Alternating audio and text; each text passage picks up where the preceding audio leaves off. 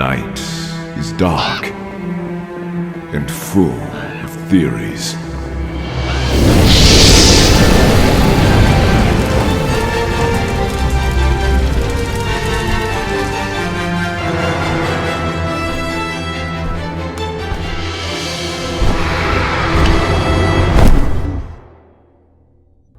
What if Jon Snow was built like the Mountain Part 2? Let's explore the depths of it in the video. Jon stands on the battlements of King's Landing, the wind flowing all around him. He stares north to Robb, Bran, and Rickon. He wonders how they're doing, but doesn't dwell on it for long. He has work to do. As he starts back towards the Red Keep, the stabbing pain of a migraine drops him to his knees. After it disappears, he rises but finds himself back in Winterfell. In truth, he's beneath the castle, inside the crypt. He looks around him, but despite the torch he's holding, the statues around him are blurry and unrecognizable. A voice calls out to him from deep beyond the darkness, but his legs don't move. Only the echoes stick with him as he's quickly sucked back to reality, a guard pulling him back to his feet. The voice was a woman's. "Promise me," she said, over and over again. Jory Cassell stands outside his father's study in the Tower of the Hand. The captain of the household guard opens the door for Jon as he approaches, giving him a nod. Jon returns the gesture, entering the room and finding his father at his desk, but not alone. Varys, the spider, sits calmly across the table from Ned. The eunuch gives Jon an unnerving feeling, something that surprises Jon as he thinks about it. In truth, Jon didn't feel much of anything these days, physical or emotional. What he did feel was dulled. Everything was less than before. There was something that stayed with him constantly, however, a sharp pain where the mountain had gutted him. That would not happen again, and Jon had the constant pain to remind him of that. Lost in thought? Huh? What? You've been standing there ominously for a few seconds now. One might mistake you for Sir Gregor. Don't say his name. That man is no true knight. Was no true knight. You saw to that. You should try speaking to the Hound. I think you would have a lot in common. From what I've seen, you just glare at each other like bitter schoolgirls. He's angry that I killed his brother. Not that the mountain is dead, but that I took the kill from him. I see. Regardless, Ned, shall we continue? Yes, we shall. Jon, this news may be relevant to you as well. I was looking more into Littlefinger's actions, as you asked. I found some interesting occurrences. Other than the dagger itself, Littlefinger was entirely truthful to you about Jon Arryn's final locations. That is surprising. But why is that important? Well, it raises a question. Why did Jon Arryn's visit to King's Robert Bastard get him killed? I haven't thought about it much. I assume Littlefinger must have had some part to play. I have a realm to manage, as you know. It's time-consuming. Maybe you should think more about it. As of yet, we still don't know a great many things. I can help, of course, but my job is to provide you with the facts, not opinions, my lord. If I did, my head might be on the chopping block alongside Littlefinger. Very well.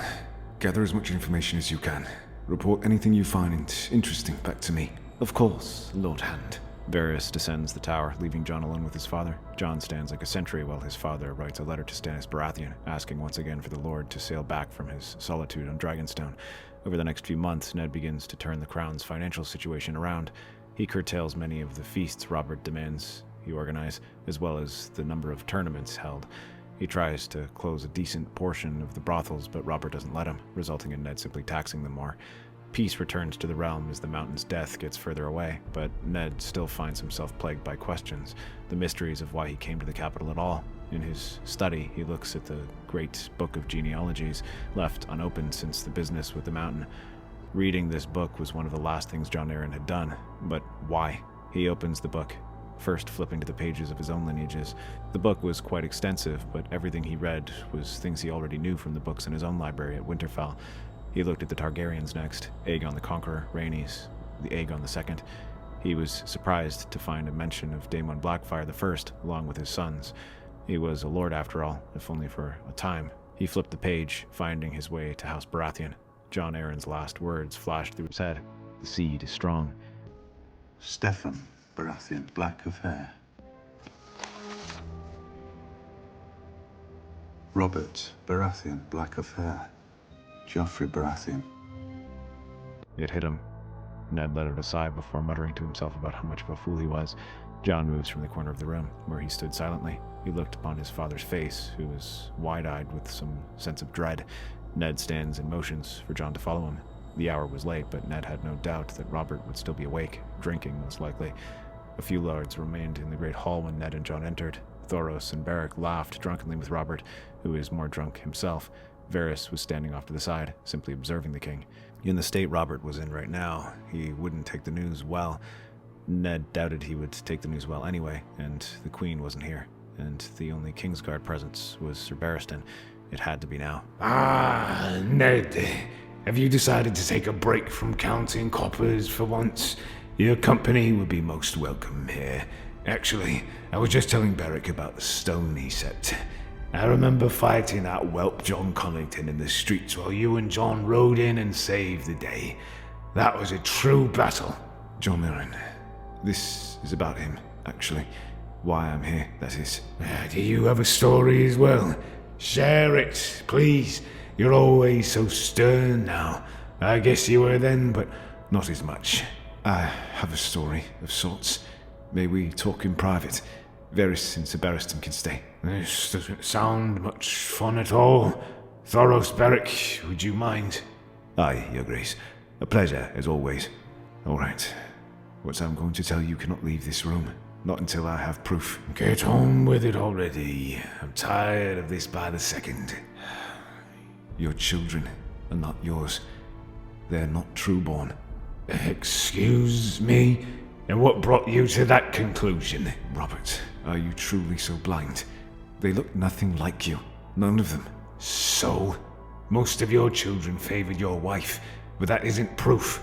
You're walking a fine line, Ned. Jon Arryn's last words. The seed is strong. He was visiting your bastards. I have visited them as well. None of them favors their mothers.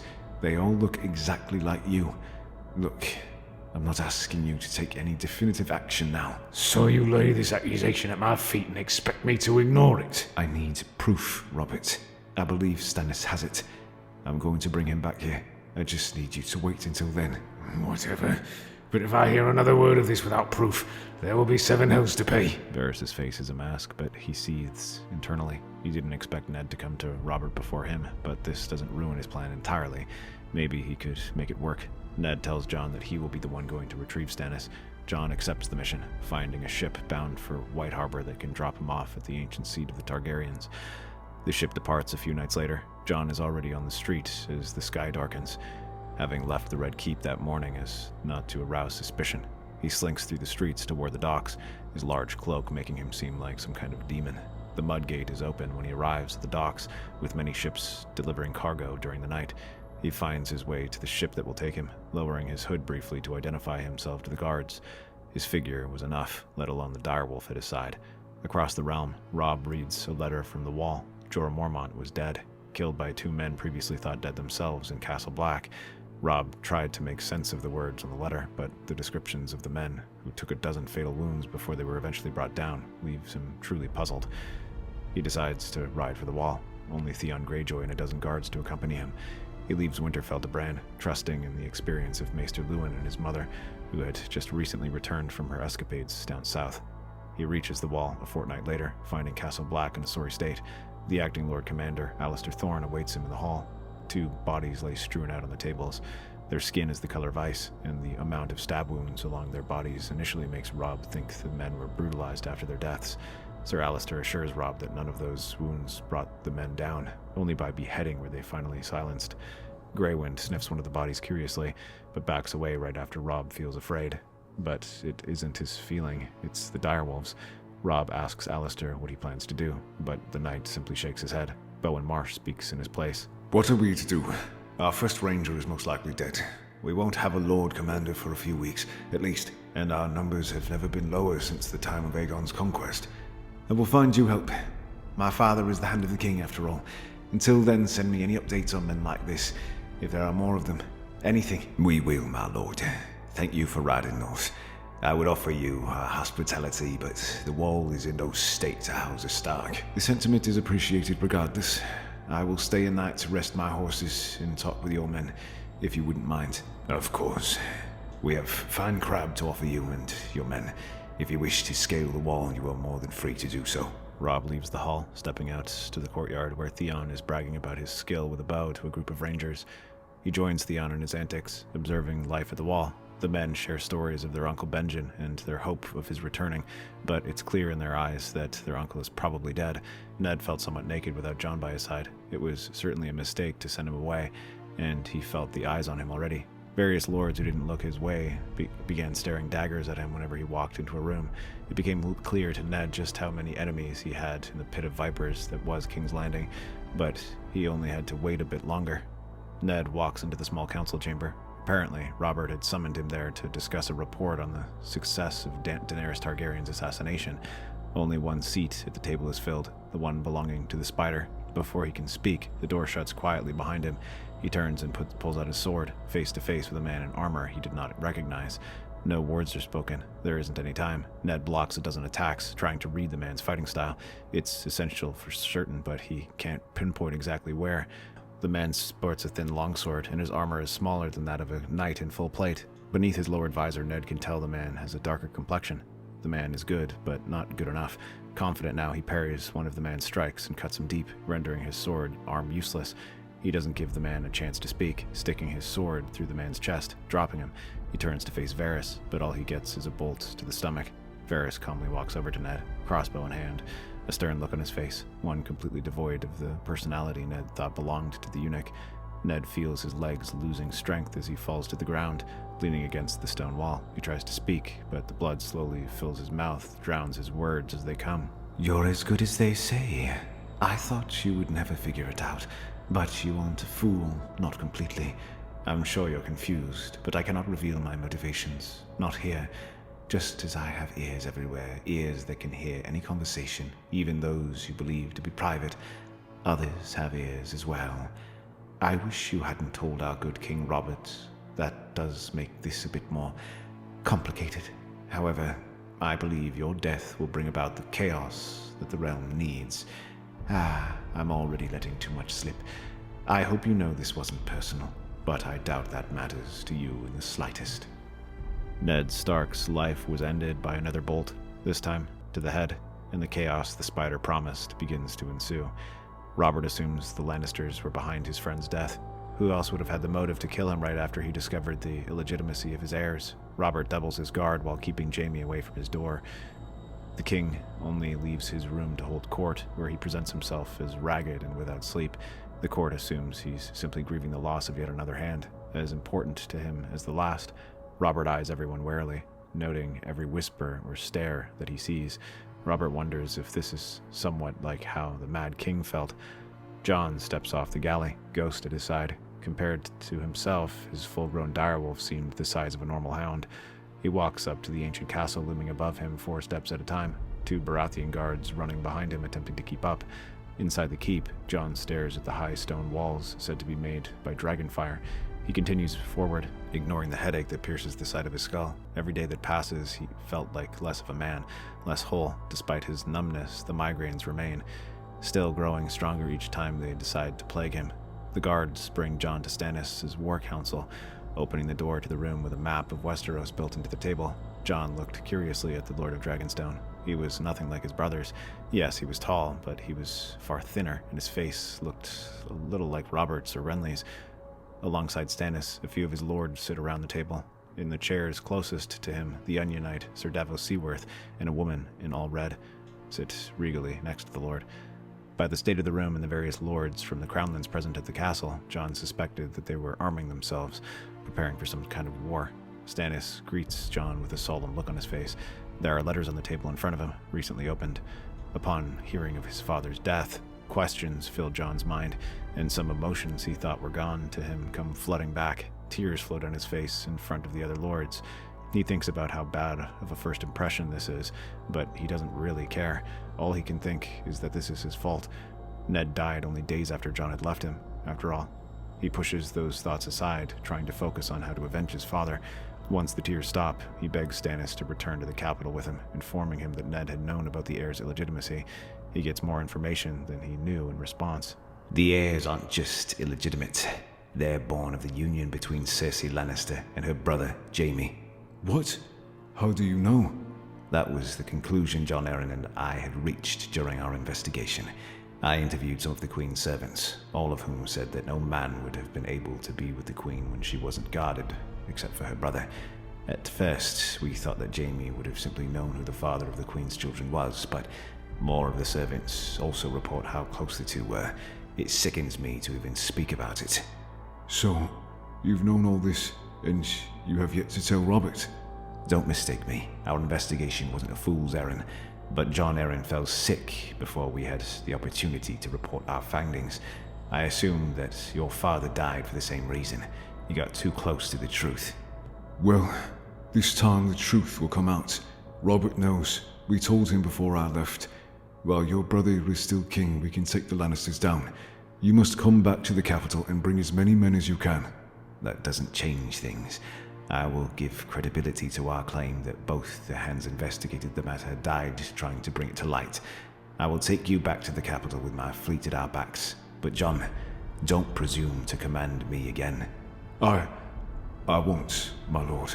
The royal fleet appearing in the Blackwater gave Robert pause. He was waiting intently for the Stark bastard to return with his brother, hoping that Stannis had something that could help prove the Lannisters' treachery, but the entire fleet seemed a bit much. Cersei's reaction to Ned's death had all but confirmed that what his late friend had claimed was true. The bitch actually laughed when looking at the body, then tried to play it off as shock. If she hadn't killed Ned, she certainly displayed a level of cruelty that he'd only reserved for a select few members of the Targaryen royal family. Robert is holding court when Stannis barges into the Great Hall, 250 men spreading out into every corner of the room. Stannis had left the Red Woman Robert had heard so much about behind, which did please the king somewhat. Some of the things he had heard were more than vile. He was even more pleased by Jon, who was standing at his brother's side, his hand on ice, his eyes on the Queen. Stannis walks up to the Iron Throne, kneeling before Robert, affirming his loyalty to his brother's crown. When he rises, he doesn't state why he's come. He only reads out a list of names, all of them servants to the Queen and their heirs. Robert understands immediately and demands that these people be brought before the court. Stannis simply raises his hand, implying that he is already on top of it, as moments later, the mysteriously absent Red Woman and Sir Davos, alongside even more men, escort the servants into the room.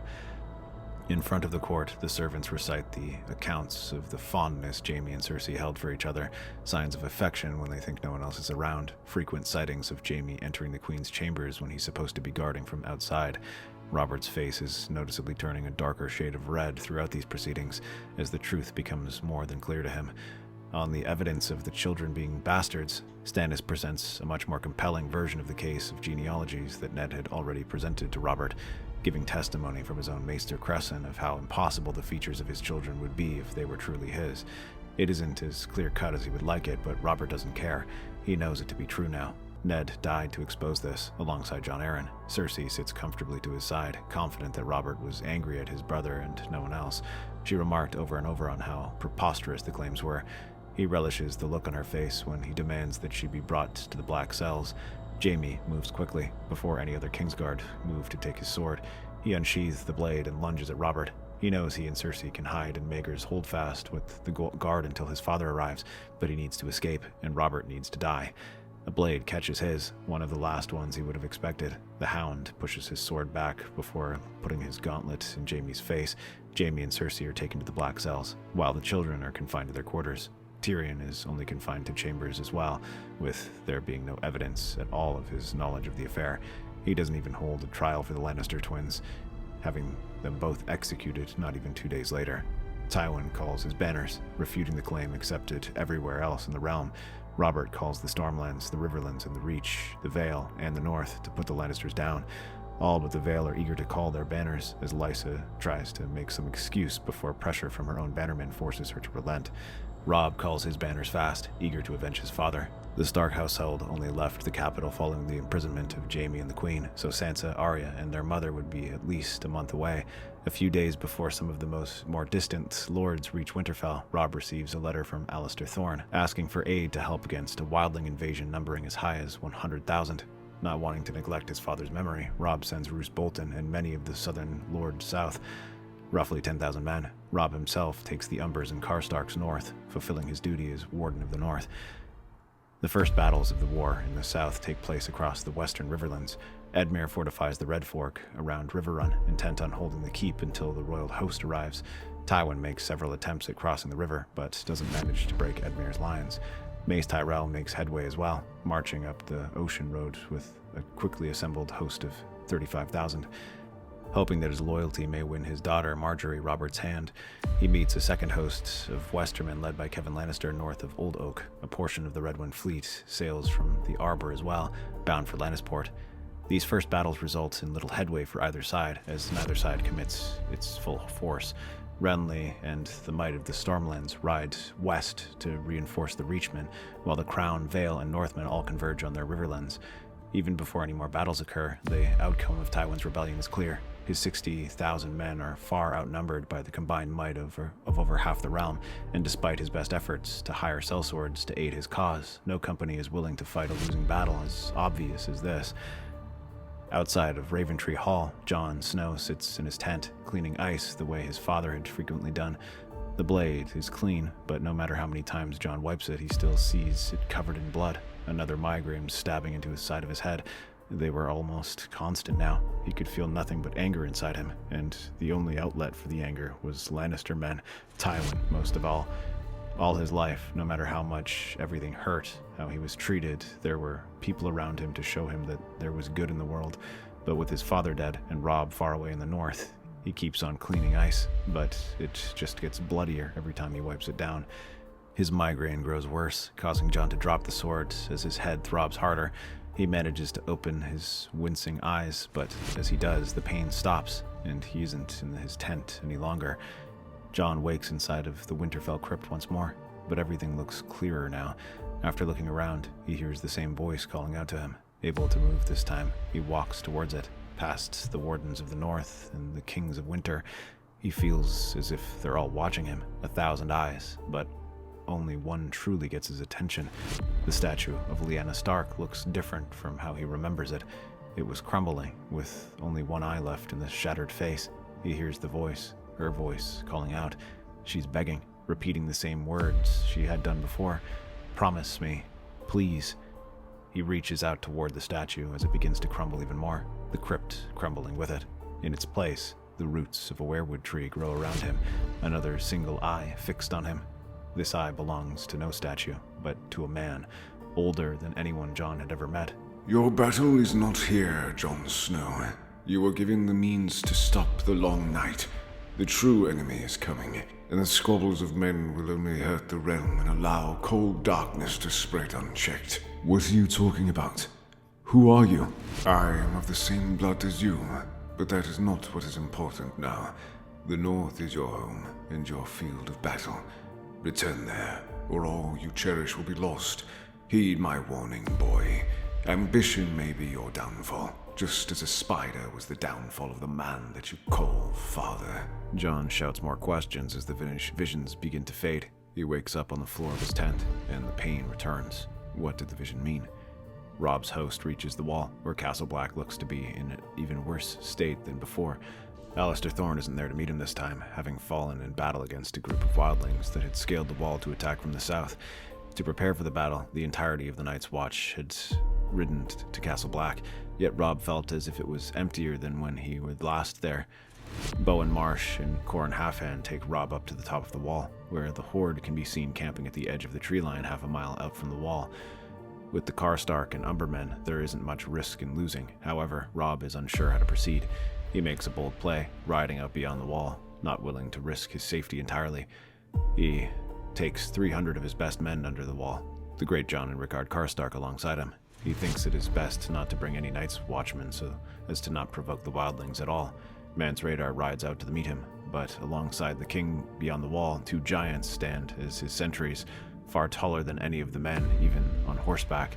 Grey Wind snarls at the sight of the giants, perhaps some instinct passed down from his kin beyond the wall that had learned to fear them. Robb Stark. Was the Night's Watch really so depleted that they had to call their southern lords to save them? You know me. I do, but that doesn't matter now.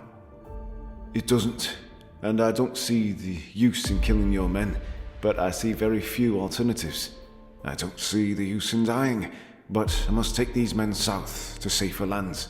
Why now? You've survived the cold all these years. What's changed? Everything. There are dark things coming, far worse than the deepest horrors you Southerners could imagine of us. The dead are coming, Stark.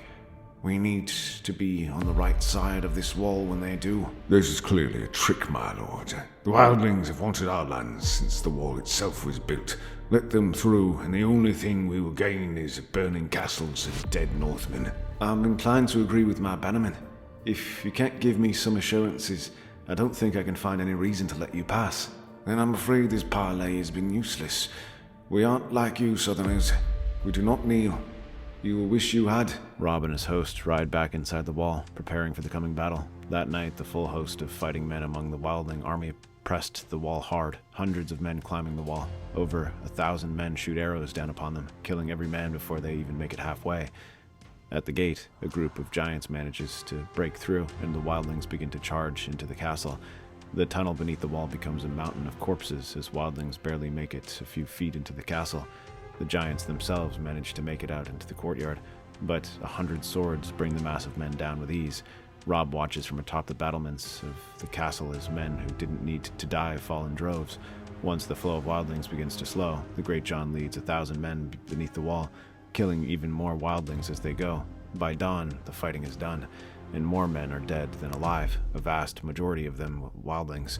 Mance himself is brought into the keep, dragged from his tent by the Great Jon. Robb holds his greatsword with a sternness he didn't have the day before, silencing the king beyond the wall after he speaks his final words, asking Robb simply to burn the bodies. Robb obeys his request, burning the corpses in a massive fire just past the wall. Whatever wildlings remain outside were gone in a fortnight, all hope of making it south gone. Far to the east, the hosts of 2 large armies converge in Marine. Above the pyramid, 3 dragons circle around each other as the lords meet below them. Outside the city, 100 empty or broken ships is all that remains of a coalition of slavers that were attacking the city. Atop her throne, Daenerys judges the man claiming to be her nephew, as well as the host of swords that he has with him. His 10,000 men from the Golden Company would bolster her unsullied and Dothraki considerably, so she was somewhat intrigued at what he had to say. A man claiming to be Jon Connington stands with her nephew, speaking on the young man's behalf. Your help in this battle is much appreciated, but forgive me if I'm wrong. Aren't both of you supposed to be dead? That is what the realm believes, but at least in my case, the tale has been largely inflated. And in the case of my nephew? I was placed in Jon's care after the sack of King's Landing. I'm told that Varys had swapped me at birth. The spider? And what reason would he have to do that? His true loyalties lie with House Targaryen, as does mine. We simply wish to rejoin our house and reclaim the throne that was stolen from us. A noble goal. I will join you in taking back the 7 kingdoms, but I will not let this be up for interpretation. I will rule the 7 kingdoms, and if we are to wed, you will be king consort. Are you the one with the dragons? I thought not. I will offer you some solace, however. While I will rule as queen, I will not be able to have any children of my own. I will allow you to wed another, and those children will be the heirs after you. That is fine, Your Grace. Good. I am more than pleased to see how this union will reshape the 7 kingdoms. I have one more question for you, though. Anything you ask. Follow me. Daenerys leads the prince outside where Drogon lands, followed by Viserion. Daenerys walks up to her dragon, reaching out as Drogon meets her hand. Aegon understands what she's asking of him, and he hesitantly tries to do the same with the dragon in front of him. Viserion eyes Aegon curiously, unsure what to make of him. A low grumble emits from the dragon's mouth, but against every instinct in his body, Aegon does not back away. Calling the dragon's bluff seems to have worked, as Viserion allows Aegon to approach fully. As he pets the dragon, he turns to see Daenerys mounting Drogon and attempts to do the same. He climbs up on top of the dragon, grabbing the tail to Viserion's back. A moment later, he's in the sky. The Crown's host arrives at Riverrun. The Knights of the Vale and levies from the Crownlands make the battle just about even. Tywin had stopped pressing the attack on the Red Fork once it became clear just how futile it would be. Jon sits atop his destrier alongside Robert and Stannis. Despite the Stark household returning north, Jon was given command of a portion of the Crownlands men. The Hound remained as his second in command, both of them bonding somewhat over their similar size and lack of place among the men they commanded. The battle before them is difficult. Tywin's men stand just out of arrow range of the castle, ready to engage any man who steps past the gates. Jon's job is to take his 3,000 men, all on horseback, south and cross behind the enemy lines, engaging Tywin while the Crown's host rides through River Run. He rides with all haste. The next morning, he engages the Lannister host, harassing their lines as one of his men blows a horn to signal the rest of the Crown's army inside the castle. Robb leads his men out of the gate and across the drawbridge. Thanks to Jon's distraction, a vanguard is formed, which quickly engages the Lannister host, hitting them from the side as Tywin tries to refocus them away from Jon's cavalry. Jon takes advantage of the chaos and hits the lines once more, mowing men down with brutal efficiency. The Lannister cavalry, led by Emery Lorch, finally focuses on retaliating against Jon's men, meeting them in the field after Jon makes another pass. Jon's cavalry takes minor losses as the Lannister men get behind them, thinning out the back of his ranks. Robert pierces deep into the Lannister lines, striking at any man who challenges him with his warhammer. The massive weapon tears open flesh and bone alike. After breaking past the Lannister vanguard, Robert charges toward the center ranks, where Tywin and some of his other commanders attempt to organize the battle happening on both sides of them. After the Crown's men finish pouring out of the gates, Jon Royce and the Knights of the Vale rush onto the battlefield next. They reinforce the Crownland host and further break the crippling Lannister vanguard. Before Robert can reach Tywin, the Lord of Casterly Rock rides hard until he's safely behind his rearguard, calling his men to retreat. Jon's men ride in from the front of the Lannisters' retreat, attempting to hold them out until the rest of the army can overrun them completely. Jon loses his horse to a volley of arrow fire. Tywin commands to push Jon's men away. He crawls out from under the horse, grabbing ice on the ground a few feet away from him. One of his own men crashes into him, and he tries rising to his feet, knocking them 10 feet back. When he stands again, something feels off. Some of the bones in his leg aren't moving like they should. He looks down to see the leg visibly broken, but he feels no pain. Once his men finish racing past, Jon is greeted by the retreating Lannisters. He cuts one man down, then another. He carves 3 more men with the next swing of ice, armor and flesh cut all the same, as he alone begins to push any more Lannisters near him in a different direction. An arrow pierces his arm, and a spear in his broken leg, but the only pain he feels is in his head and his stomach, and he looks down to see a spear piercing the wound where the mountain had laid into him, and the migraine intensifies as he's sucked back away from the battle, the Bloodraven's voice in his head. Do you want to die here? What? Do you want to die here? This battle before you is meaningless, and it's almost as if you've been trying to put yourself in harm's way. So answer me. My father is dead. I will avenge him. I've died before.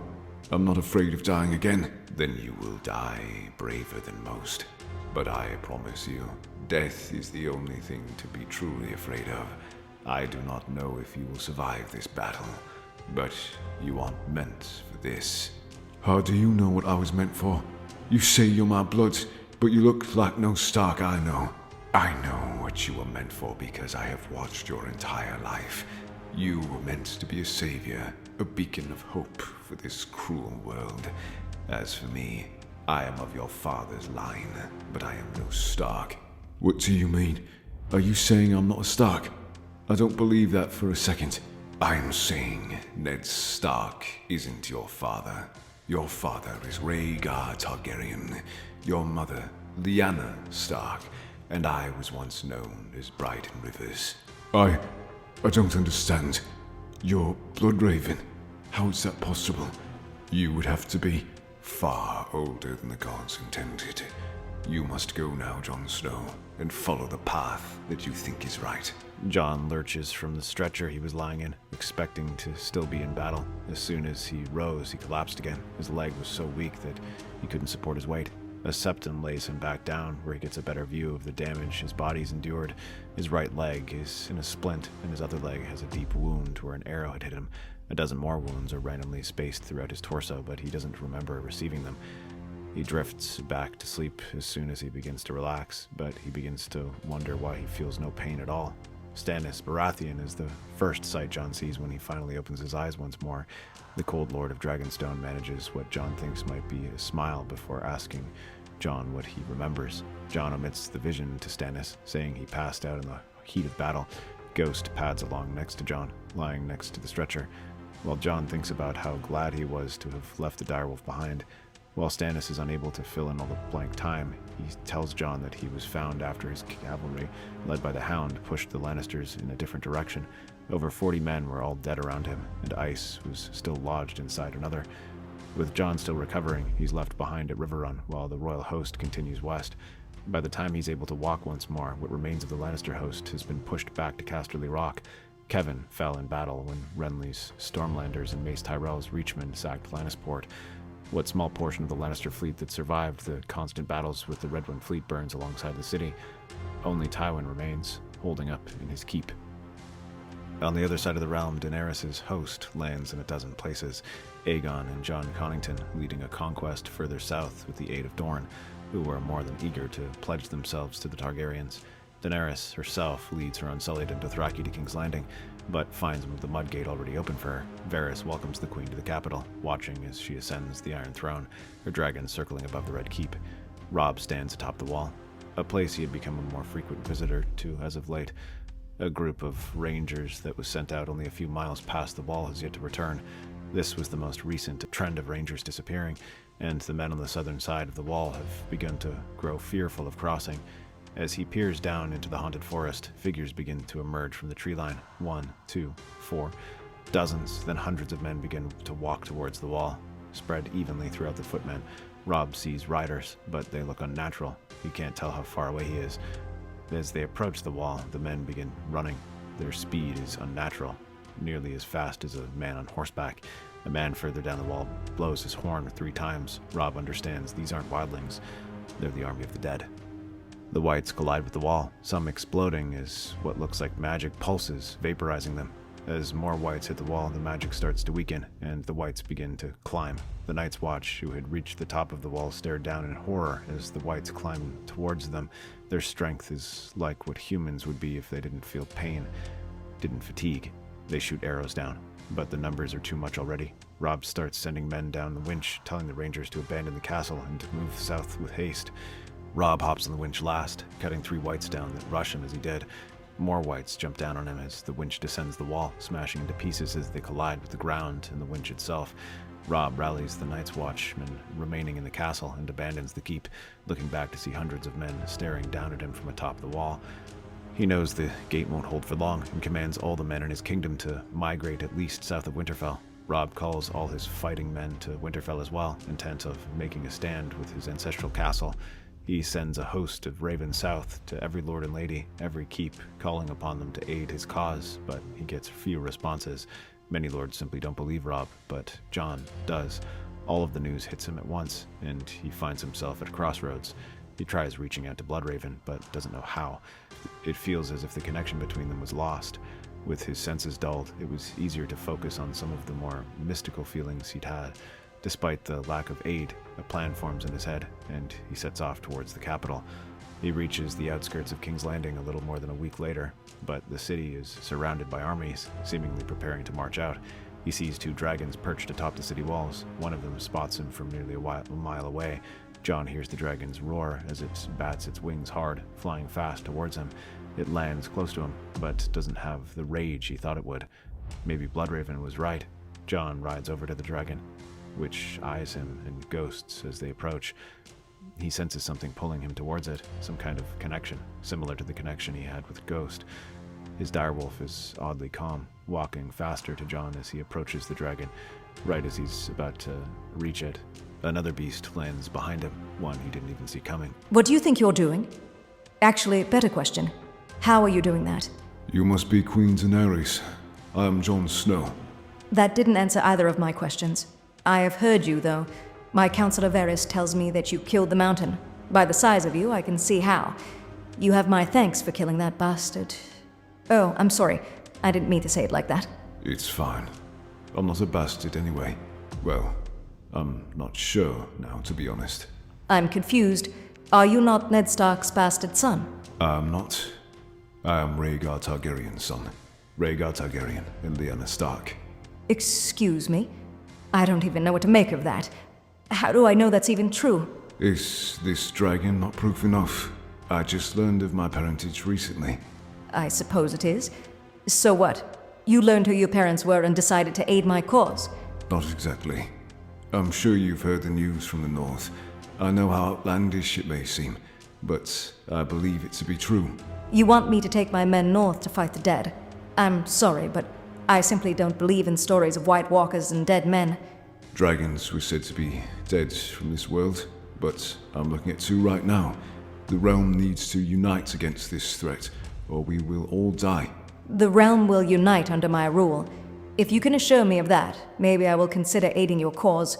There is no time for that. Fly north, talk to my brother. I will meet you there. Meet me there. Where are you going? Like I said, to unite the realm. Also, your Councillor Varys. This spider isn't what you think.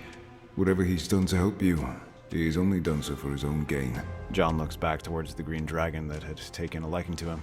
He tried mounting it as Daenerys was. The dragon initially struggled under his weight. He looks to Ghost, but senses that he knows to run north. Jon doesn't need to give the dragon any commands. He can feel that the dragon is thinking the same as him. The dragon rises into the air and flies west. The coalescence of the Crown's forces still stands outside of the rock. Many men had tried to flee, and many men were already executed. The threat of a Targaryen invasion was on everyone's mind, but Robert would worry about that after Tywin was dead. It had already been a month of siege, but slow progress was still progress. Stannis and Renly assure him that the rock would fall in only a few more weeks at most. Too long. He watches the trebuchets fling boulders at the mountain, battering rams hammering at the gates. He turns to return to his war council when a shadow flies over him. It was too late, he thought. But rather than attack his siege weapons or men, the dragon unleashes a torrent of fire upon the rock. In only a few hours, the progress that had taken months was put to shame. Every gate is burned open, and holes in the keep are created amid melting rock. Tywin's head is on a spike by nightfall. Only then does the dragon land. Robert looks on in surprise as Jon steps off from the dragon. His injury is still obvious, but the massive man paid them no mind. Your Grace, I came to ask for your aid. Hold on. I have questions. I do not have time for answers. You need to ride north to Winterfell. Every fighting man. This battle was of no consequence, but the worst is yet to come. As soon as he came, he was gone, flying north as if nothing had happened. Robert just stands there confused for a moment. He does as Jon asked. When had the boy done anything other than except for the good of the realm, after all? Robb looks out upon the vast armies behind the castle, more men than anyone could count. Some of the stewards had tried, estimated over 200,000 men, and more were still coming. The scouts he had sent out reported the horde of the dead only a few days away. Robb was glad that everyone made it in time. It had been 2 months since the wall fell, and in that time a number of things had become clear about this enemy of the cold. Robb enters the great hall where a king, a queen, and a dragon lord all feast together. He's amazed at the sight, proud of his brother for pulling it off. If I could have all your attention, I would like to discuss the strategy that some of my fellow lords and I have made. All right, boy. Let's hear it. I'd like to know how Ned Stark's heir thinks. All right. Firstly, there's little we know about our enemy. We do know they're attached to people, which is why they've assembled here. That's the greatest stronghold in the north. We want to stay within the walls for as long as possible, but we have too many men to all fit inside. Our archers will man the battlements, shooting down as many men as they can. Our swordsmen will guard the flanks of the castle, hopefully cutting down any dead men that come around the walls. It's quite simple, really. They can't be killed, but they can be broken. We have the numbers, we have dragons. We can win this battle. The hall erupts with cheers before everyone prepares for the coming battle. 3 days later, the army of the dead makes itself known. Dark clouds fill the sky as the already harsh snow intensifies. From the darkness of night, the dead charge toward Winterfell itself. Arrows fly from the battlements, striking targets that are only illuminated by torchlight of the castle. The army quickly races around the keep, their numbers still unknown as they continue to emerge in the north. Hours of brutal fighting continue until what would be dawn, but the clouds still leave the battlefield shrouded in darkness. Arrows don't do much damage, and neither do swords. Jon, Dany, and Aegon make pass after pass over the army of the dead, showing their true scale through the light provided by dragonfire. On the east side of the castle, Robert smashes what feels like 1,000 men to pieces with his hammer before a mounted man, different from the foot soldiers, gets his attention. He rallies a large group of men and charges towards the walker. Before it notices him, Robert brings down its horse. He brings down his warhammer atop the icy body, causing the walker to rise into the air from the impact. Unlike the whites, however, the White Walker doesn't break. It rises to its feet, its ice blade reflecting the torchlight as Robert gets a better look at the creature. He swings his hammer at the walker again, but when his hammer hits the sword, he feels a strength that no man could muster. The walker pushes him back, taking the offensive. Robert deflects a few strikes before the walker knocks him to the ground. It cuts down 2 men who rush to their king's aid with almost robotic efficiency, cutting steel swords in 2 just as flesh. As it raises its blade to finish off the king, a flaming sword strikes its back. Thoros sinks the blade into the walker's back, melting it slowly. As it turns away from Robert, he takes the opportunity to rise and smash his hammer into its back. While the walker is dazed, Thoros grabs Robert's hammer, smearing blood that ignites into flame as well.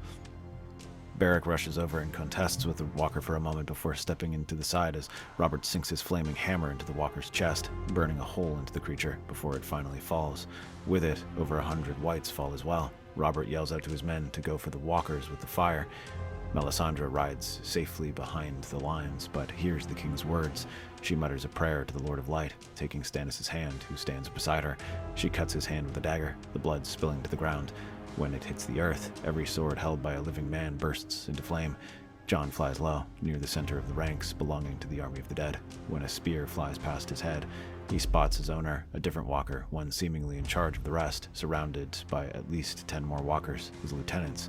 Before the Night King can grab another spear, Jon unleashes a torrent of fire upon him, but after the smoke fades, the Night King remains. His lieutenants look as if they have less tolerance for fire as they move further away from their leader. Jon tries to evade, but his dragon begins to fall after another spear pierces its wings. His dragon manages to land somewhat softly, unleashing fire all around, clearing the space of any wights. Jon dismounts and locks eyes with the Night King. Ice is ready in his hands. With another torrent of fire, Jon has a path towards his foe and charges towards him. A circle forms around the two as they clash, the blades echoing louder than any other blade on the field. Jon more than matches the Night King's unnatural strength, pressing the attack with ferocity only he could muster. It's as if the battle stops around him as their duel continues. After what feels like an eternity, Jon begins to feel his body weaken and tire. The wounds and constant strain that his body has endured allow the Night King to begin to outpace him. A migraine takes hold of him as well, and he loses focus. The Night King cuts deep into his leg, and he's barely moving. He sees the sword aimed at his heart. His sword would be too slow, so he grabs the blade with his hands. His head throbs. The frost creeps up his forearm. The blade slowly pierces his stomach. He feels this, but that feeling is a fire in his heart. The migraine overwhelms him, but he doesn't lose consciousness. Rage takes over as he's filled with renewed vigor. Jon only needs one strike, every ounce of strength to put into a slash that the Night King can't block, his blade still in Jon's grasp. The Night King shatters as the Valyrian steel cuts through him. With him, the dead all fall. Jon's pain dissipates as if it were never there. Everything feels clear. The hall of Winterfell is filled once more with the lords of the realm, but many are absent, the fallen. Jon sits next to Robb at the high table, looking down upon the other lords. This should be a joyous occasion, but with the threats of the others gone, the squabbles remain. I think we all have the same thing on our minds. We do. I hope you know I will not simply give up my throne to you. I wasn't expecting you to. You took my throne from me. I will take it back. Enough. Haven't we seen enough war? I say we do this like the old way. A great council. Let the lords decide who they wish to rule them. These lords don't know me yet. I don't think that would be fair. I think it would. I believe I speak for all the lords here when I know who should rule us. Jon, you should be king. You brought the realm together in this conflict, caused us to put aside our claims and grasping for power. Who's with me? The cheers that erupt in the hall before the long night come once more. Daenerys and Robert both concede to the popular demand, finding Jon to be the best alternative that isn't them. Jon Snow tries to right the wrongs that the previous generations had caused. Robert becomes Lord of Storm's End once more, Renly and Stannis given different keeps for their aid and valor. The Targaryens are given Dragonstone, but Daenerys and Aegon spend much of their time in Essos. Varys is executed as soon as Jon gets his hands on him, alongside Cersei and Jaime. The realm flourishes in a long summer under King Jon, the Savior. That's our theory. Westeros is a land filled with exciting stories and possibilities, and we love exploring them. If you want to accompany us on this journey across the Seven Kingdoms and beyond, then please like, share, and subscribe to our channel.